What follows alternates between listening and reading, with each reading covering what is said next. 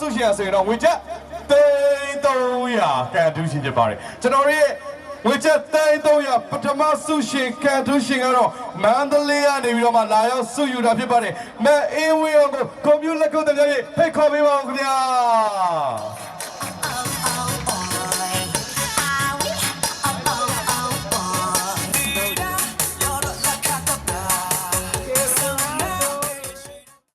အခုလိုမျိုးပထမဆုရှင်ဝေချက်300ရတယ်ဆိုပြီးတော့မှကျွန်တော်တို့အနီတီတာကနေပြီးတော့မှအချောင်းကြားတဲ့ခါမှာခံစားရတဲ့ခံစားချက်ကိုပြန်ပြောင်းသတိရပေးပါဦးဗျာ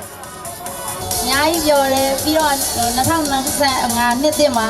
အနီတီယာနဲ့ကန်ဆယ်တဲ့အတွက်ရွှေဝယ်မယ်ဆိုရင်အနီတီယာစီမှာဝယ်မှာပါဟုတ်ကျွန်တော်တို့ဒီရာစီမီအာမကန်စီမီကဆိုင်မှာဘာကြောင့်မလုပ်ကြရလဲဆိုတာသိချင်ပါတယ်ဗျာဟုတ်ဟွာဒီဇိုင်းအစမ်းလေးတွေပဲအများတန်း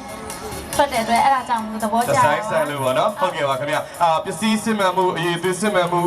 ကျွန်တော်တို့ရွှေဖဲရင်ကျွန်တော်တို့ပြည်မိမှုထိုင်းနဲ့ပတ်သက်လို့လည်းသိပြစီခင်ဗျာဟုတ်အဲ့လိုမျိုးလဲအရန်ကောင်းပါတယ်ယုံကြည်လို့ကိုယ်ပဲလိုက်ကနေပြီးတော့ဒါဝယ်လိုက်တာပါဒီဥစ္စာလေးကိုဟုတ်ကဲ့